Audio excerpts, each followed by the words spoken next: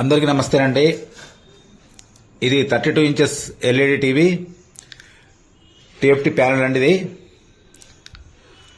దీంట్లో VGH voltage trouble వచ్చినప్పుడు మనకు టెస్టింగ్లో దొరికినప్పుడు మనం చేయాల్సినటువంటి ప్రధానమైనటువంటి మొట్టమొదటి పని ఏమిటంటే, ఫస్ట్ ఇక్కడ కనిపిస్తున్నటువంటి 100-1722 ఆ నెంబర్ బూస్టర్ కాయిల్ను మనం చెక్ చేసుకోవాలి. ఇది VGH బూస్టర్ కాయిల్. ఈ కాయిల్ ఎల్ఈడి LCD టీవీ ప్యానెల్లో VGH వోల్టేజ్ను తయారవడంలో చాలా కీలకమైన పాత్ర పోషిస్తుంది. ఈ కాయిల్ ఒకవేళ పని చేయకపోతే ఎలక్ట్రికల్ ఎనర్జీ అనేది రాదు, VGH వోల్టేజ్ రాదు. ఇది ఏం చేస్తుందంటే, ఈ కాయిల్ పని ఎలక్ట్రికల్ ఎనర్జీని కొంతసేపు తనలో స్టోర్ చేసుకుంటుంది, తర్వాత అవసరమైన సమయంలో అదే ఎనర్జీని విడుదల చేస్తుంది. VGH బూస్ట్ ప్రాసెస్లో ఈ కాయిల్లో చాలా వేగంగా ఎనర్జీ స్టోరేజ్ అవుతుంది మరియు రిలీజ్ కూడా జరుగుతుంది. అందుకే దీన్ని బూస్టర్ కాయిల్ అంటారు. ఈ కాయిల్ సరిగా పనిచేస్తేనే VGH వోల్టేజ్ సరైన లెవెల్లో తయారవుతుంది. ఈ కాయిల్లో చిన్న చిన్న సమస్య వచ్చినా డిస్ప్లే మీద పెద్ద ప్రభావం అనేది ఉండదు. ఈ కాయిల్ ఓపెన్ అయినప్పుడు, అంటే లోపల వైండింగ్ కట్ అయితే VGH వోల్టేజ్ పూర్తిగా మిస్సింగ్ అవుతుంది.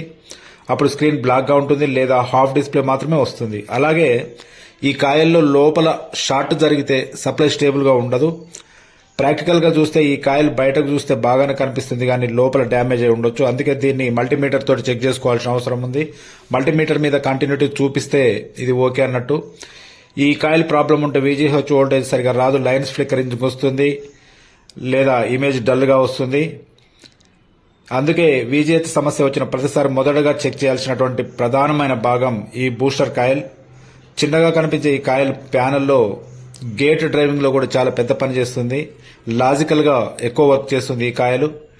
కాబట్టి ఈ కాయిల్ను compulsory VGH voltage low voltage ఉన్నా కానీ VGH వోల్టేజ్ లేకుండా చెక్ చేసుకోవాలి. నెక్స్ట్ బూస్టింగ్ కాయిల్ తర్వాత ఇప్పుడు మనం చూస్తున్నది VGH బూస్టర్ కాయిల్ పక్కనున్న డయోడు. ఈ డయోడు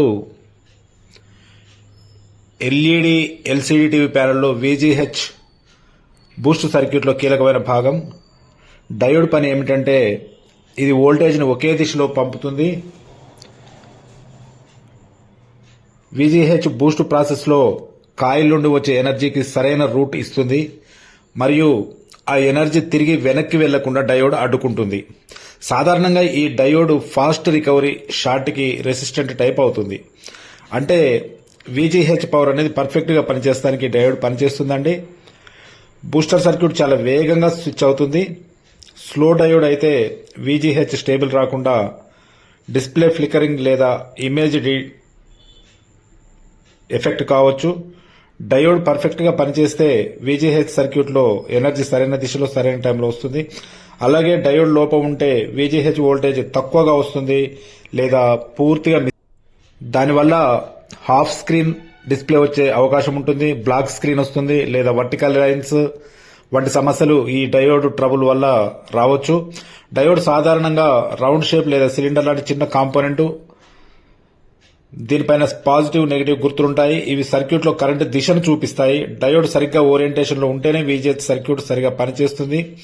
ప్రాక్టికల్గా ఈ డయోడ్ టెస్టింగ్ చాలా ఈజీ. మల్టీమీటర్ నుండి ఈ డయోడ్ను చెక్ చేసుకోవచ్చు. ఇది ఒకవేళ రివర్స్లో కూడా మల్టీమీటర్లో కంటిన్యూటీ చూపిస్తే ఇది ఫెయిల్యూర్ అయినట్లు. ఇది ఫెయిల్యూర్ అయితే స్క్రీన్ మీద చాలా ప్రాబ్లమ్స్, వర్టికల్ లైన్స్ లేదా రకరకాల ప్రాబ్లమ్స్ వస్తాయి. ఇది బూస్టింగ్ కాయిల్ తర్వాత వోల్టేజ్ని కంట్రోల్ చేస్తుంది. అందుకే VGH ప్రాబ్లం వస్తే మొదటగా బూస్టర్ డయోడ్ చెకింగ్ తర్వాత కెపాసిటర్స్. చూడండి ఫ్రెండ్స్, ఇప్పుడు మనం చూస్తున్నవి VGH వోల్టేజ్ కోసం స్పెషల్గా ఏర్పాటు చేసిన 2 కెపాసిటర్స్. ఈ 2 కెపాసిటర్స్ ఎల్ఈడి LCD టీవీ ప్యానెల్లో VGH బూస్టర్ సర్క్యూట్లో చాలా కీలకమైన భాగాలు ఈ 2.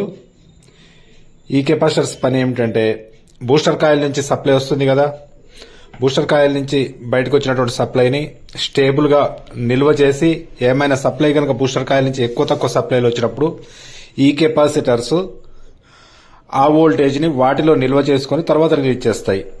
అందుకు ఈ కెపాసిటర్స్ ఉంటాయి. ప్రతి కెపాసిటర్ కొంత ఎలక్ట్రికల్ ఛార్జ్ స్టోర్ చేస్తుంది. రెండిట్లలో ఈ కెపాసిటర్స్ సరిగ్గా పనిచేస్తే VGH వోల్టేజ్ ఫ్లాట్ అండ్ స్టేబుల్గా ఉంటుంది. ఫలితంగా పిక్సెల్స్ సరిగ్గా ఆన్ అవుతాయి మరియు స్క్రీన్ కూడా మనకు క్లియర్ ఇమేజ్ ఇస్తుంది. ఇక్కడ చూడండి ఫ్రెండ్స్, కెపాసిటర్ ఒకవేళ డ్యామేజ్ అయినా అంటే లోపల డ్రై అయ్యి ESR ఇంటర్నల్ రెసిస్టెన్స్ ఎక్కువైతే VGH వోల్టేజ్ ఫ్లిక్కర్ అవుతుంది. అదేవిధంగా పిక్సెల్స్ కరెక్ట్గా పనిచేయవు. స్క్రీన్లో లైన్స్, షాడోస్, షేకింగ్, రకరకాల ట్రబుల్స్ స్క్రీన్ మీద వస్తాయి. ప్రాక్టికల్గా చూస్తే ఈ కెపాసిటర్ చాలా చిన్నవి, కానీ VGH సప్లైని పర్ఫెక్ట్గా జనరేట్ చేయడంలో చాలా మంచి పాత్రను ఇవి పోషించడం జరుగుతుంది. అయితే ప్రతి సర్క్యూట్లో ఈ రెండు కెపాసిటర్స్ పక్కపక్కనే ఉంటాయి. వీటిని గుర్తించడం కూడా చాలా సులభం, ఈజీ. ఈ సర్క్యూట్లో ఈ రెండు కెపాసిటర్స్ ఉండటం వల్ల మంచిగా పిక్సెల్స్ సరిగ్గా ఆన్ అవుతాయి, డిస్ప్లే ఫ్లిక్కర్ ఫ్రీ అవుతుంది, బూస్టర్ సర్క్యూట్ పనితీరు సురక్షితంగా ఉంటుంది. చూడండి, ఇక్కడ VGH టెస్టింగ్ పాయింట్ అనేది ఇక్కడ ఉంటుంది. VGH testing point. ఏదైనా టీవీ మనకు వచ్చినప్పుడు డిస్ప్లే రాకపోతే ఫస్ట్ ఈ టెస్టింగ్ పాయింట్స్నే మనము VGH కానీ VGL కానీ వీటిని మనము చూస్తాము. టెస్టింగ్ పాయింట్ తర్వాత ఒక కెపాసిటర్ ఇచ్చారు, అది ఫైనల్ కెపాసిటర్ అండి. ఇక్కడ ఇన్పుట్ సప్లై తీసుకొని దాన్ని మళ్ళీ హై వోల్టేజ్గా మార్చి బూస్టింగ్ కాయిల్ ద్వారా మరియు డయోడ్ ద్వారా హై వోల్టేజ్గా మార్చి ఆ తర్వాత రెండు కెపాసిటర్స్ ద్వారా దాన్ని ఆ వోల్టేజ్ని స్టేబుల్గా చేసి ఆ రెండు కెపాసిటర్స్ తర్వాత నుంచి VGH టెస్టింగ్ పాయింట్, ఆ టెస్టింగ్ పాయింట్ నుంచి మళ్ళీ ఒక కెపాసిటరు, దాని తర్వాత కొన్ని టీవీలలో కొన్ని సర్క్యూట్స్లలో ఒక చిన్న రెసిస్టెన్స్ ఉంటుంది, అంటే ఫీజ్ టైప్ ఉంటుంది ఆ రెసిస్టెన్స్. ఎందుకు ఆ రెసిస్టెన్స్ అలా ఇస్తారంటే అది ఓమ్స్లలోనే ఇస్తారు. 0 ఓం కానీ 10 ఓం కానీ ఓమ్స్లలో ఇస్తారు. ఏమన్నా ప్యానెల్లో షార్ట్ సర్క్యూట్ అయితే VGH వోల్టేజ్ డ్రాప్ అవుట్ కావడానికి అది ఇస్తారు. దాన్ని కూడా ఖచ్చితంగా చెక్ చేసుకోవాల్సి వస్తుంది. కొన్ని ప్యానెళ్లలో అలా ఇవ్వరు, డైరెక్ట్గానే ఇస్తారు. కాబట్టి ఈ VGH వోల్టేజ్లో చాలా జాగ్రత్తగా చెక్ చేసుకొని చక్కగా రిపేరింగ్ చేసుకోవచ్చు. ఫ్రెండ్స్, ఈ వీడియో మీకు నచ్చితే లైక్ చేయండి, సబ్స్క్రైబ్ చేయండి, బెల్ ఐకాన్ ఆన్లో ఉంచుకోండి.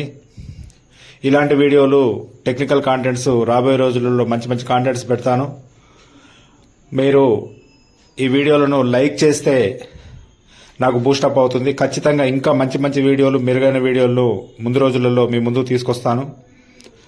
ఇంతవరకు ఓపికతో ఈ వీడియోను చూసినందుకు ప్రతి ఒక్కరికి థ్యాంక్ యూ ఫ్రెండ్స్, ప్రతి ఒక్కరికి థ్యాంక్ యూ.